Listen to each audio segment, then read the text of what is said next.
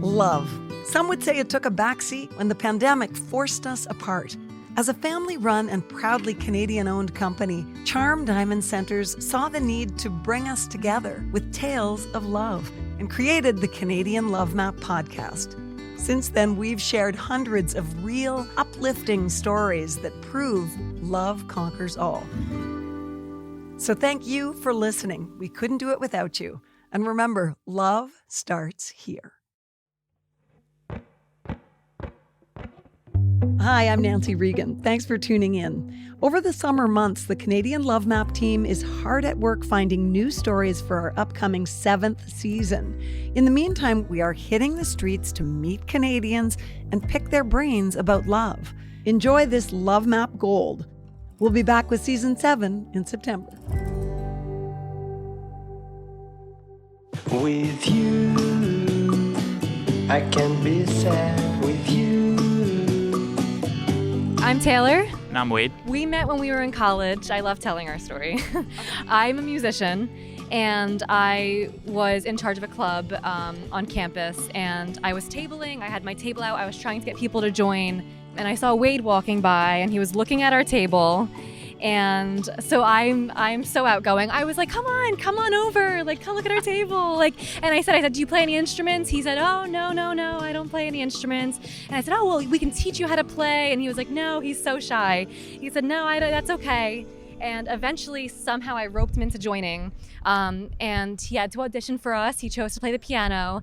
And when he auditioned, I found out that he had been lying to me the entire time. He had been playing piano for 16 years at that point. And I was a singer. So we did a band together with our club. And one day I was just like, do you want to come out for coffee with me after one of our rehearsals? And we kept going for coffee. I already had a lot of clubs under my belt. And I've always wanted to do a musical club, but I kind of stepped away from music a little bit after high school-ish. It kind of working a part-time job, playing piano, but I kind of took a step back from it in college. And so I was kind of interested, but so the little bit of convincing that she was able to do was enough to draw me in, right? And then we started having those coffees, and she's a lovely person. I don't know, it's weird because I'm a very introverted person, very quiet, kept to myself, and she's just the opposite. I mean, she has at that point she had whistles, she had kazoo, everything possible. Join. And I can just imagine myself walking by and be like, oh, okay, that's a lot, But the first time we had coffee, it was dialed back, and it was like, oh, okay, I know who you are now. I was just like, wow, he's cute, and he carries himself very well. He's very smart. He's very passionate about everything he does in life. And I could see that immediately. He came across as very serious, but when we had those first conversations, we were able to bounce off of one another, and I was able to open him up a little bit more, and it was just amazing. The first date that we talk about all the time, this is a little bit crazier. I'm very into psychics, and like I was saying, he's very serious. He's very into business. He's very professional.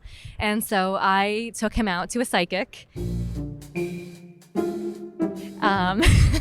And it was a little crazy. The psychic reading itself wasn't, the best. It was in Atlantic City. This is also in AC, yeah. Yes, it was in Atlantic City on the boardwalk. And then afterwards, we went to get pizza, and he likes telling everyone this story. I was sitting down with him, and I was like, I think I've always wanted to get the inside of my lip tattooed. And he was like, well, what would you get? And I said, I have no idea. And mind you, this was our first real date. I said, I have no idea. I said, honestly, at this point, I'd get your name tattooed on the inside of my lip.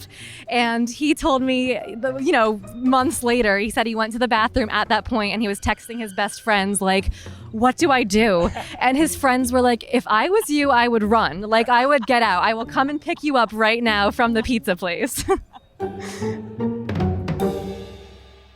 He keeps me grounded. I mean, from my two stories, I am somebody who loves doing everything. I'm very spontaneous, but I think we definitely balance each other out, and that's what I love the most about him. We're at the point now we have a house, we have a dog, we're definitely a healthy balance where I'm somebody who's like, let's go to the moon, and he's somebody like, okay, well, let's play it safe for a little bit, and maybe then we'll do that. Something that I like to think about a lot is how we often get caught in this comfort zone, right?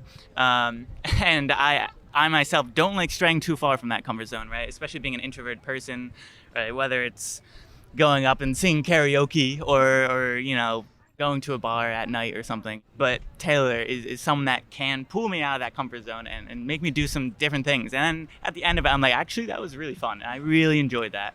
And it's taking those kind of steps, right? Pushing me to be the best version of myself.